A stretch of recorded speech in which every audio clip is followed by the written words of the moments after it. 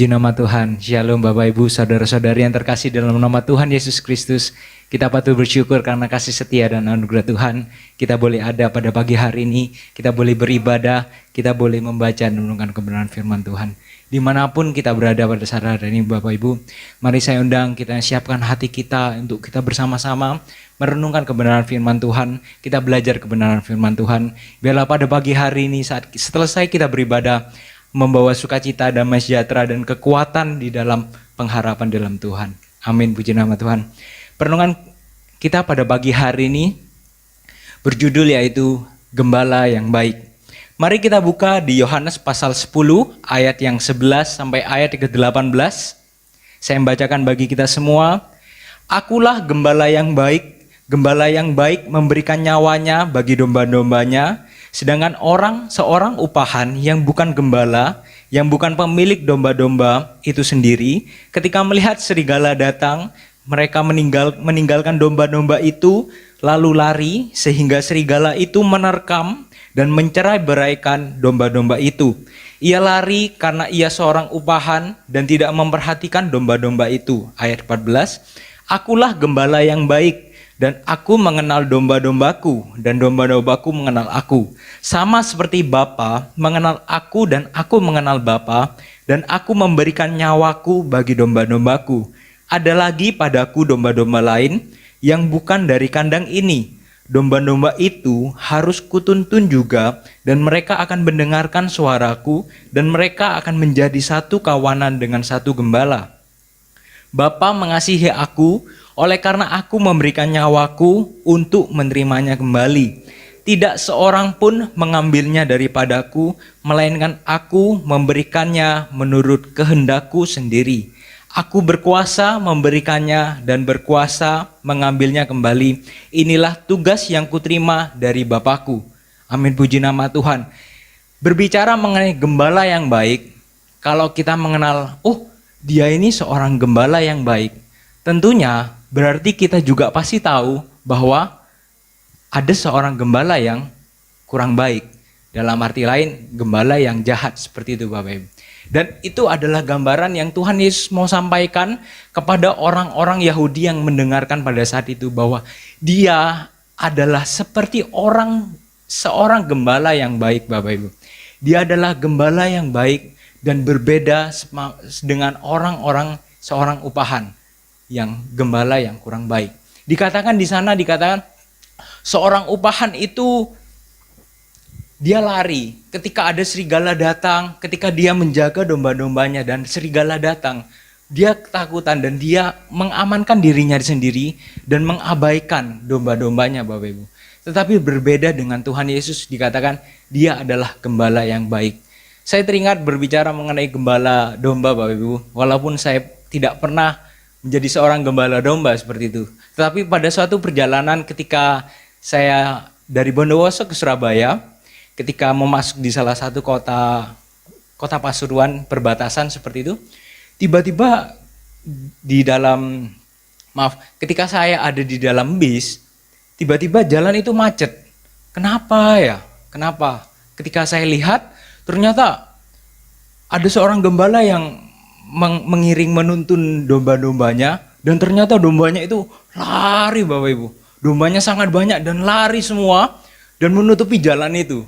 Karena memang itu bukan jalan provinsi yang sangat besar pada situ, jalan yang kecil, sehingga domba-dombanya itu lari semua dan ada yang lari ke rumah-rumah seperti itu. Ada yang masih terus di jalan seperti itu. Jadi berhamburan seperti itu. Saya melihat, betapa susahnya menjadi seorang gembala seperti itu. Gembala domba. Dan Tuhan Yesus dia mengumpamakan dia adalah gembala yang baik bagi kehidupan umat manusia, kehidupan kita Bapak Ibu.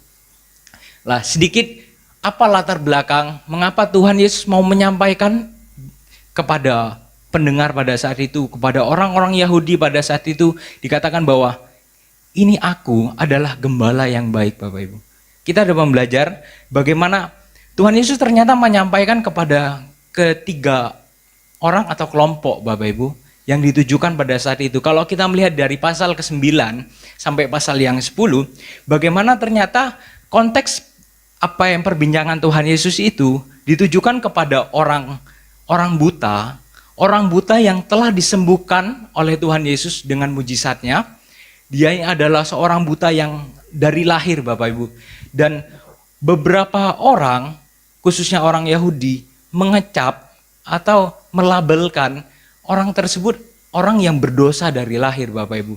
Kalau kita melihat di Yohanes pasal 9 ayat yang ke-34, dikatakan orang Yahudi kepada orang buta tersebut, jawab mereka, engkau ini lahir sama sekali dalam dosa dan engkau hendak mengajar kami, lalu mereka mengusir dia keluar. Sekali lagi katakan, engkau ini lahir sama sekali dalam dosa. Dalam kata lain, engkau lahir dengan berdosa seperti itu. Dan ternyata tidak hanya di tengah orang Farisi berpikir demikian, tetapi murid Tuhan Yesus pun pernah bertanya. Di Yohanes pasal 9 ayat kedua dikatakan, murid-muridnya bertanya kepadanya, Rabi, siapakah yang berbuat dosa? Orang ini sendiri atau orang tuanya sehingga ia dilahirkan buta?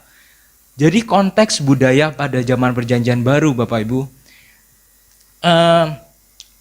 wajar dalam artian lumrah pada saat itu jika orang yang sakit itu diakibatkan karena berdosa. Dan ketika orang ini misalnya buta dari sejak lahir, berarti ada sesuatu yang salah di dalam dirinya atau di tengah keluarganya seperti itu. Sehingga orang tersebut buta seperti itu. Tetapi oleh karena kasih Tuhan, kebaikan Tuhan, Tuhan mengasihi dia, Tuhan memberikan mujizat sehingga dia tidak buta kembali, Bapak Ibu. Dia dapat melihat dan dia sungguh mengalami kasih kebaikan Tuhan. Jadi pasal 10 ini masih berkaitan dengan pasal sebelumnya, di mana ditujukan pertama kepada orang buta tersebut, Bapak Ibu. Orang buta tersebut yang telah mengalami mujizat Tuhan. Dan yang kedua, yaitu kepada orang-orang Farisi yang ada pada saat itu. Mengapa? Karena terjadi keributan ketika orang Farisi melihat dan menyaksikan bahwa Tuhan Yesus menyatakan mujizatnya kepada orang buta. Dan orang buta ini benar-benar sembuh. Dia dapat melihat kembali, Bapak Ibu. Orang Farisi ini tidak terima. Pertama, bagi orang Farisi, mengapa Tuhan Yesus ini melakukan mujizat pada hari Sabat? Jadi menganggap bahwa apa yang dilakukan Tuhan Yesus ini telah menghina Tuhan dengan menghina hari Sabat seperti itu. Dan yang kedua, bagaimana memang orang Farisi tidak menyukai Tuhan Yesus, di mana mereka menolak kehadiran Tuhan Yesus seperti itu. Dan kalau kita lihat ternyata juga ditujukan kepada orang-orang Yahudi pada saat itu. Di Yohanes pasal 10 ayat ke-13, ayat 19 sampai ayat 21, maka timbullah pula pertentangan di antara orang-orang Yahudi karena perkataan itu. Banyak di antara mereka berkata, ia kerasukan setan dan gila. Mengapa kamu mendengar dia? Yang lain berkata, itu bukan perkataan orang kerasukan setan. Dapatkah setan memelekkan mata orang-orang buta? Jadi Tuhan Yesus dalam Yohanes pasal 10 ayat 11 sampai 18 ini, Bapak Ibu, Tuhan Yesus mengatakan dia adalah gembala yang baik, ditujukan pada saat itu ditujukan kepada orang buta yang telah mengalami mujizat Tuhan, kemudian kepada orang Farisi yang tidak suka dengan Tuhan, yang menolak Tuhan dan yang iri kepada Tuhan Yesus, dan juga kepada orang-orang Yahudi yang ada pada saat itu. Tuhan Yesus mengatakan bahwa dia datang adalah utusan dari Allah Bapa dan dia melakukan pekerjaan yang telah diperintahkannya dan dia adalah gembala yang baik. Kalau kita melihat di ayat-ayat sebelumnya juga Tuhan mengatakan dia adalah pintu. Barang siapa yang tidak melalui aku, tidak melalui pintu itu, dia adalah seperti seorang pencuri atau seorang penjahat, seperti perampok dikatakan. Dia adalah pintu. Dan berkaitan juga kalau kita melihat di Yohanes pasal 14 ayat 6 dikatakan, kata Yesus kepadanya, akulah jalan dan kebenaran dan hidup. Tidak ada seorang pun yang datang kepada Bapa kalau tidak melalui aku. Di mana dia adalah pintu dan dia adalah gembala baik. Kita mau merenungkan bersama-sama pada pagi hari ini Bapak Ibu, apa bukti bahwa Tuhan Yesus benar-benar gembala yang baik bagi hidup kita. Kita mendengarkan pada saat ini mungkin dengan kebimbangan, ada persoalan, permasalahan, dan tentunya kita merindukan, menginginkan ada solusi, ada pengharapan di dalam Tuhan. Dan sukacita yang besar pada pagi hari kita terima bahwa pengharapan itu kita terima di dalam Tuhan Yesus Bapak Ibu. Dia adalah gembala yang baik. Yang pertama, bukti Tuhan Yesus adalah gembala yang baik. Ia adalah gembala yang memberikan nyawanya bagi domba-dombanya. Kita dapat lihat bersama-sama di ayat yang ke-11 sampai ayat ke-13. Akulah gembala yang baik memberikan nyawanya bagi domba-dombanya. Dia memberikan nyawanya bagi hidup kita Bapak Ibu. Dikatakan ketika Tuhan melindungi kita domba-dombanya dan dia bertemu serigala, dia tidak lari seperti seorang upahan untuk menyelamatkan dirinya sendiri. Tidak Bapak Ibu. Tetapi Tuhan Yesus ada di depan untuk melindungi domba-dombanya. Bahkan dia mempertaruhkan nyawanya sendiri untuk melindungi kita domba-dombanya dari serigala. Buktinya apa Bapak Ibu? Kita patut bersyukur bahwa kita sungguh percaya, kita sungguh yakin bahwa Tuhan Yesus telah mati bagi hidup kita di atas kayu salib untuk menembus dosa kesalahan kita umat manusia Bapak Ibu. Seharusnya kita karena upah dosa yang telah kita lakukan Bapak Ibu, kita layak dan kita pantas memang kita yang dihukum di atas kayu salib. Tetapi karena kasih setia dan anugerah Tuhan, Dia telah berikan bagi hidup kita. Ia memberikan nyawanya sendiri bagi hidup kita Bapak Ibu. Dia telah mati di atas kayu salib bagi hidup kita. Oleh karena itu bukti bahwa dia adalah gembala yang baik. Dikatakan kasih terbesar telah dibuktikannya melalui pengorbanan di atas kayu salib. Dan tidak ada kasih lain yang dapat melampauinya. Tidak ada kasih lain yang dapat membandingkan bagaimana pengorbanan Tuhan Yesus. Dia adalah Allah yang kudus, menjadi manusia yang hina untuk mati di atas kayu salib menebus dosa kesalahan kita, memberikan pengharapan bagi setiap kita umat manusia. Salibnya menebus dan membebaskan umat manusia dari hukuman dosa. Oleh sebab itu, saat kita mengetahui kebenaran tersebut Bapak Ibu, Tuhan adalah gembala yang baik seperti itu. Bagaimana respon kita pada pagi hari ini? Apakah kita masih mau kita hitung-hitungan dengan Tuhan? Kita mau hitung-hitungan dalam melayani Tuhan. Ketika gembala sidang kita meminta atau mempercayakan kita untuk melayani Tuhan, baik di mimbar maupun baik di atas mimbar, di dalam puji-pujian, musik, ataupun di balik layar yang memang banyak orang umum tidak tahu. Entah itu hanya hal-hal yang sederhana, baik mengoperasionalkan LCD, baik dalam antar jemput jemaat, atau baik dalam hal sosial dan baik dalam bicara mengenai penginjilan seperti itu Bapak Ibu. Kita menjadi terang dan saksi Tuhan di tengah-tengah dunia ini. Kita membawa sukacita Tuhan kepada tengah dunia ini. Apa kita masih mau kita perhitung-hitungan di dalam Tuhan? Apakah kita masih mau hitung-hitungan dalam melayani Tuhan? Tuhan, aku ini loh sudah setia kepadamu, aku sudah rajin beribadah, aku sudah sungguh-sungguh dalam melayani Engkau, aku sudah rajin membaca firman Tuhan, aku sudah rajin perpuluhan Tuhan. Kalau kita sering menuntut Tuhan dan kita hitung-hitungan seakan-akan Bapak Ibu, kita memang pantas mendapatkan hak dari apa yang telah kita lakukan dalam melayani Tuhan, kita salah Bapak Ibu. Karena Tuhan telah terlebih dahulu memberikan kasih-Nya yang jauh lebih besar bagi hidup kita. Dan apa yang kita lakukan tidak layak untuk kita masih hitung-hitungan kepada Tuhan. Kalau kita masih kita catat setiap pelayanan-pelayanan kita dan kita misalnya kayak ya kita hitung-hitungan, aku sudah melakukan ini, saya dan saya seperti itu Bapak Ibu. Tetapi mari kita memandang kepada Tuhan. Dia adalah gembala yang baik. Dia yang telah memberikan nyawanya bagi hidup kita Bapak Ibu. Mari kita mau lebih sungguh-sungguh sebagai domba-dombanya. Kita mau lebih sungguh-sungguh dalam mengikut Tuhan. Kita mau lebih sungguh-sungguh dalam melayani Tuhan dengan totalitas Bapak Ibu. Mari kita mau belajar bersama-sama untuk tidak hitung-hitungan menurut Tuhan. Dan yang kedua Bapak Ibu, bukti Tuhan Yesus adalah gembala yang baik. Dikatakan di ayat 14 sampai ayat 15, dia gembala yang mengenal domba-dombanya. Akulah gembala yang baik, dan aku mengenal domba-dombaku, dan domba-dombaku mengenal aku. Sama seperti Bapa mengenal aku dan aku mengenal Bapa, dan aku memberikan nyawaku bagi domba-dombaku. Dia adalah gembala yang baik Bapak Ibu. Dia adalah gembala yang mengenal domba-dombanya. Mengenal setiap kita Bapak Ibu. Tidak hanya dalam arti ini, mengenal itu tahu nama kita, tahu kondisi kita, tidak Bapak Ibu. Tapi bahkan sampai dalam hati kita pun, dia tahu Bapak Ibu. Dia adalah maha tahu. Tidak ada yang tidak diketahui oleh Allah. Seperti itu Bapak Ibu. Dia mengetahui setiap pergumulan kehidupan kita.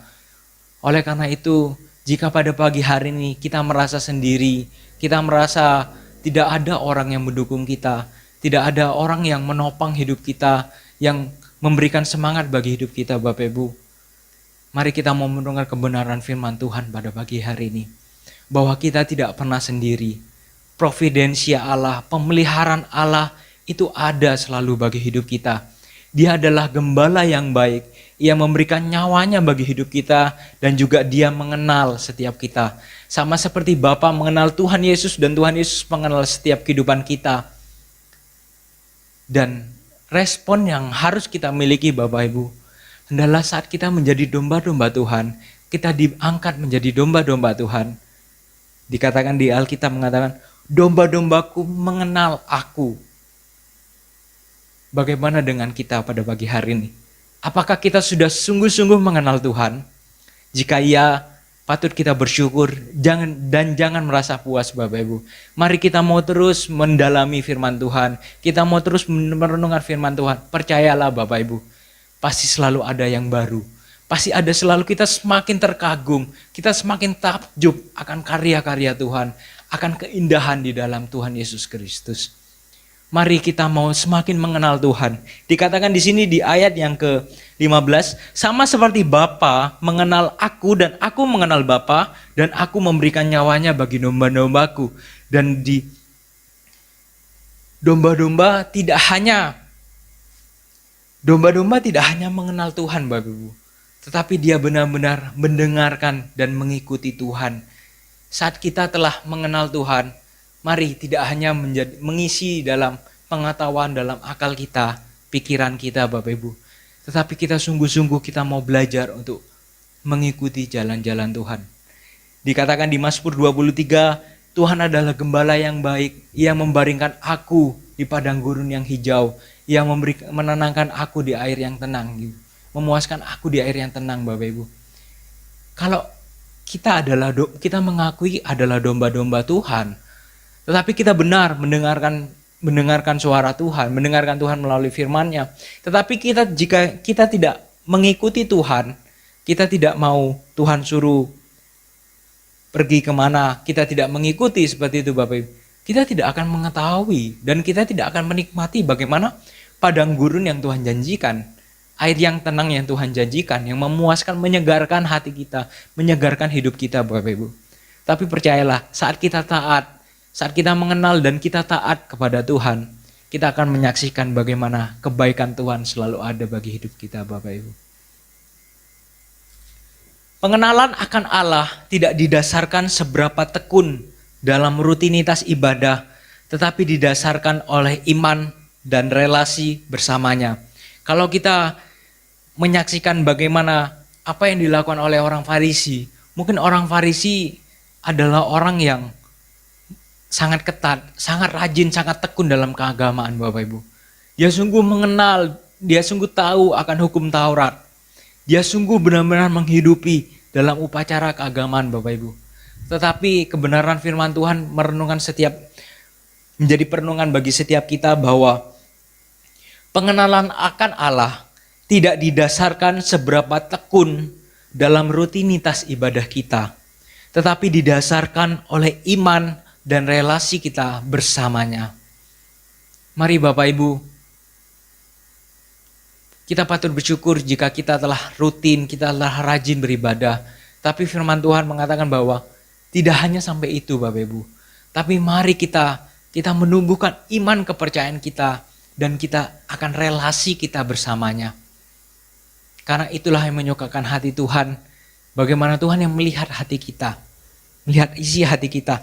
Kalau kita lihat di Yohanes pasal 10 ayat 25 sampai 27, teguran Tuhan Yesus kepada orang-orang Farisi dikatakan, Yesus menjawab mereka, "Aku telah mengatakannya kepada kamu, tetapi kamu tidak percaya.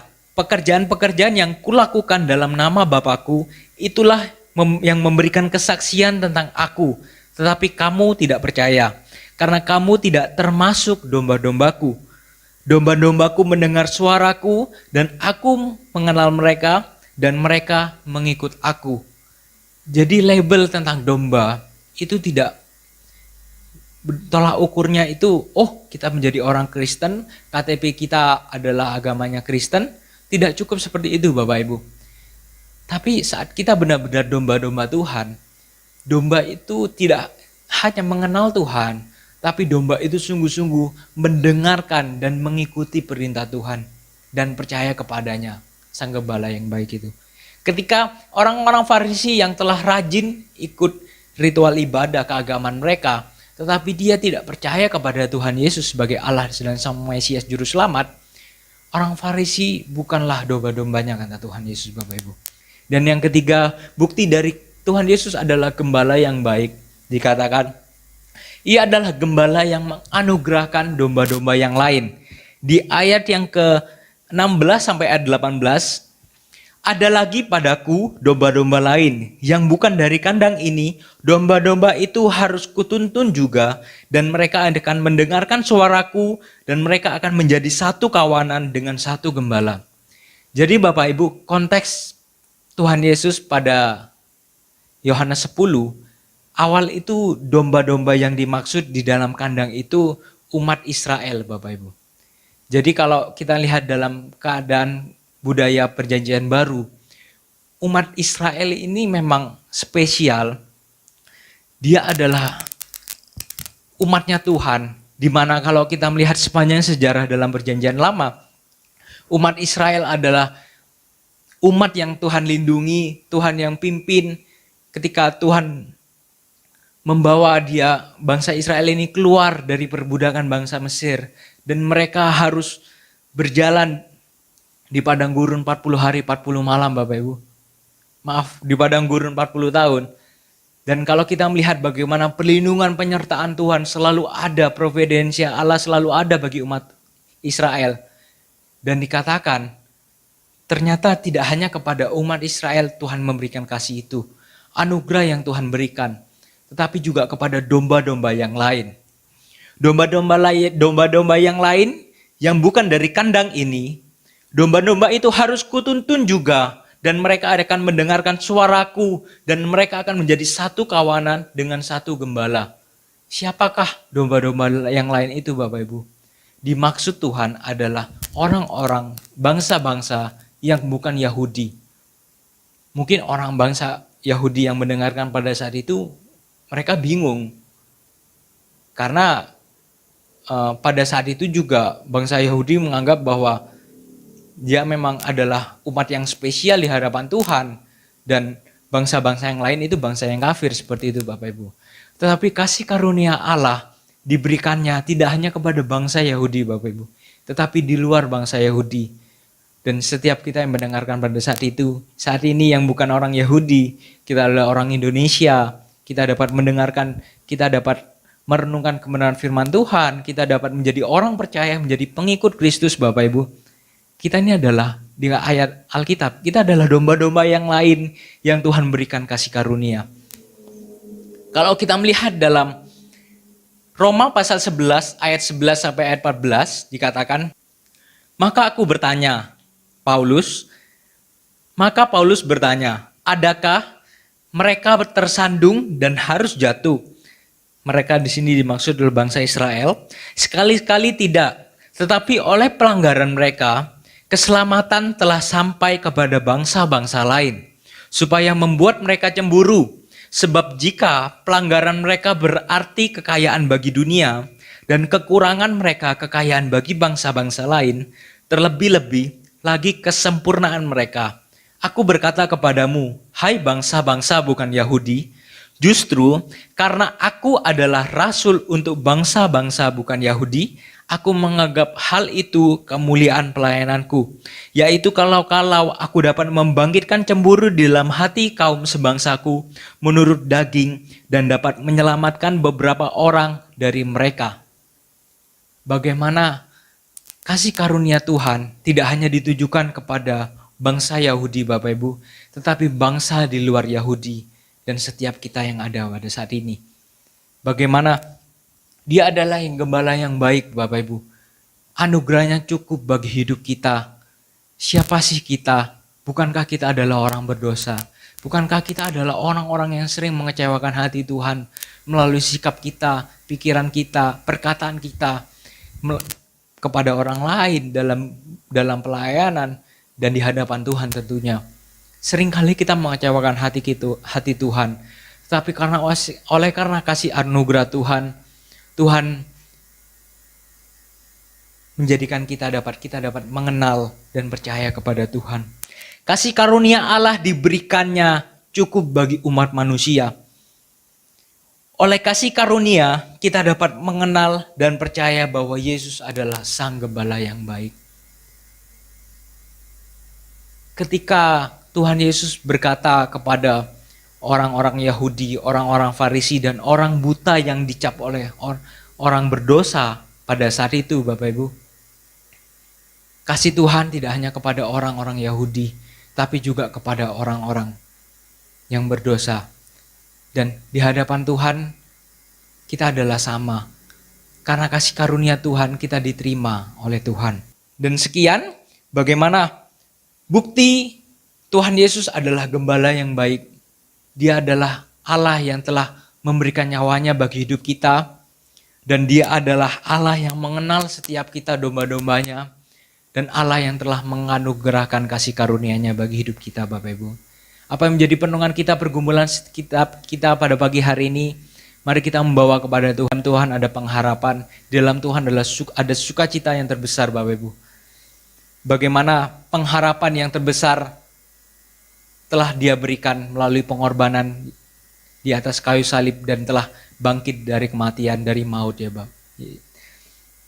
Dan biarlah menjadi berkat bagi setiap kehidupan kita, bahwa Dia adalah gembala yang baik, Allah yang selalu menyertai dan melindungi setiap kehidupan kita.